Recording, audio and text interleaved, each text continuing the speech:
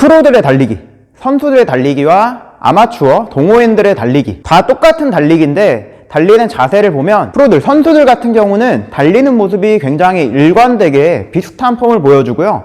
동호인들, 아마추어들 같은 경우는 달리는 모습이 굉장히 각양각색이에요. 여러 가지 측면에서 달리는 자세가 어떻다 이야기할 수 있지만 동호인들과 프로, 선수들의 가장 큰 차이는 바로 이겁니다. 지금 이 모습을 보면 굉장히 시원시원하게 다리를 앞뒤로 길게 뻗으면서 달리는 모습을 볼 수 있고요.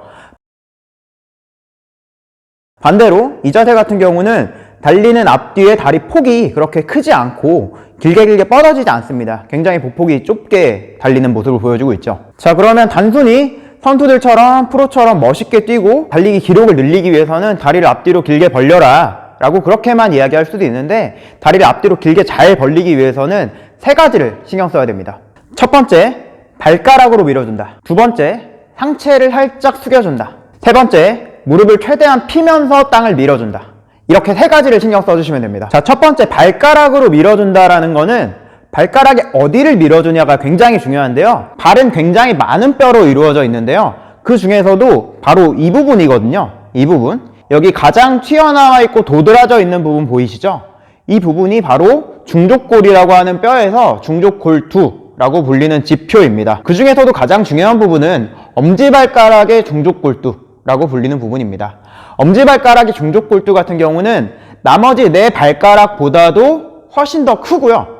이 부분에 붙어있는 근육들이 굉장히 많습니다. 그래서 이 부분으로 땅을 지탱하고 밀어내기에 굉장히 좋은 구조라고 볼 수 있고요. 이 부분에 근육이 많기 때문에 또 강력하게 힘을 쓰면서 땅을 밀어낼 수 있습니다. 이 중족골두 부분을 잘 지탱하면서 밀어주기 위해서는 뒤꿈치를 충분히 들어줘야 되는데요. 뒤꿈치가 이 정도만 들린다고 하면 중족골두 부분이 충분히 땅을 지탱하지 못하고 나머지 발가락 쪽으로만 체중을 지탱하기 쉽거든요. 하지만 이 정도까지 충분히 뒤꿈치가 들린다고 하면 중족골두 부분에서 체중을 더 많이 지탱하게 되면서 발가락으로 땅을 밀어주는 느낌을 훨씬 더 가져가기 좋습니다. 그래서 이런 식으로 뒤꿈치를 충분히 들면서 땅을 밀어냈을 때 느껴지는 감각을 잘 신경 써야 되거든요. 뒤꿈치가 떨어진 순간도 발가락이 이 정도밖에 꺾이지 않는다고 하면 달리기 할 때 힘이 들어가는 부분이 발바닥에 힘을 쓴다라는 느낌이 별로 많지 않을 거예요. 하지만 이 정도까지 뒤꿈치를 충분히 들어준다고 하면 발바닥에 있는 근육들이 굉장히 뻐근하고 힘이 들어가는 느낌이 들 겁니다. 마치 팔 운동을 하거나 스쿼트를 했을 때 허벅지에 힘이 들어가는 느낌이라거나 그런 느낌처럼 우리 몸의 발바닥에도 굉장히 많은 근육들이 있거든요. 이제 그런 근육들을 적극적으로 쓰는 느낌을 가져가야 됩니다. 자, 그럼 발가락, 중족골두 이 부분으로 잘 밀기만 하면 되냐라고 하면 생각보다 그렇게 쉬운 부분은 아니에요. 이 중족골두로 땅을 밀면서 달리기를 위해서는 나머지 두 가지도 잘 신경 써야 되는데요. 상체를 충분히 숙여줘야 됩니다. 상체가 이렇게 많이 세워진 상태에서는 다리를 뒤로 보내더라도 많이 보내기가 굉장히 어려운데요. 반대로 상체를 충분히 이렇게 숙여주게 되면 다리를 충분히 뒤로 보낼 수 있게 되거든요. 그만큼 뒤꿈치를 충분히 더 들어줄 수 있다는 얘기가 되고요. 발가락, 중족골두로 땅을 더 지탱하고 밀기 쉬워진다는 얘기입니다. 그만큼 발바닥의 근육들을 적극적으로 쓰면서 땅을 밀고 나갈 수 있다는 거죠. 뿐만 아니라 상체를 숙임으로 인해서 자연스럽게 내 몸의 중심이 앞으로 향하게 되고 그로 인해서 힘을 굳이 들이지 않아도 자연스럽게 앞으로 향하는 힘을 받으면서 가기 때문에 속도도 올라갈 수밖에 없겠죠. 마지막 세 번째입니다. 무릎을 최대한 피면서 무릎 관절을 잘 쓰면서 땅을 밀면서 진행해 나가야 되는데요.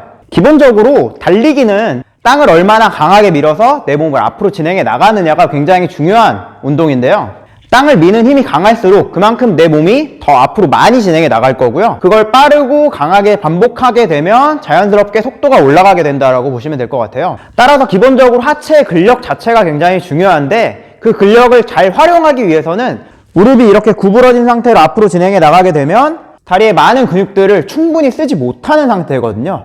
반대로 무릎을 충분히 피면서 가게 되면 허벅지에 있는 근육들을 굉장히 잘 쓰면서 갈 수 있고요. 무릎을 핀다는 건 자연스럽게 고관절도 뒤로 가면서 엉덩이에 있는 근육들, 고관절을 뒤로 보내는 햄스트링이라는 근육들, 이런 전체적인 하체의 근육들을 훨씬 더 많이 쓸 수 있다는 얘기입니다. 자, 그래서 오늘은 발바닥에 있는 근육들, 엉덩이 근육들, 햄스트링 근육들 이런 근육들만 이야기를 했는데, 달리기라는 건 기본적으로 우리 몸에 굉장히 많은 근육들이 전체적으로 잘 협력해서 쓰여야 달리기 기록이 빨라지기 때문에요. 그런 몸의 곳곳의 근육들을 적절한 타이밍에 적절한 힘으로 최대한 효율적으로 쓸 수 있게 만드는 여러 가지 달리는 기술을 잘 익혀야 되는데요. 반대로 말하면 몸의 근력이 아무리 좋고 피지컬이 좋다고 하더라도 그러한 기술이 떨어지게 되면 달리기 효율이 떨어지고 속도도 떨어질 수밖에 없습니다. 달리는 모습이 누가 봤을 때도 좀 별로 그렇게 멋있어 보이지 않고 그런 식으로 되기 때문에 내 몸을 가장 효율적으로 써서 가장 빠르게 뛸 수 있는 방법을 알려드렸는데요.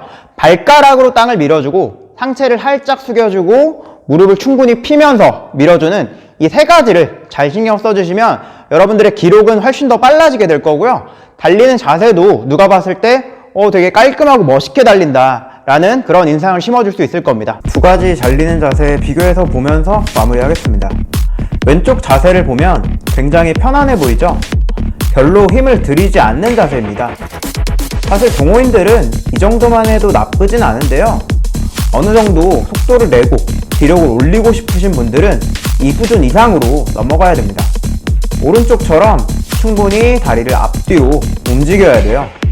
무릎을 충분히 펴주고 뒤꿈치를 충분히 들면서 중족골두 부분으로 밀어주시고요.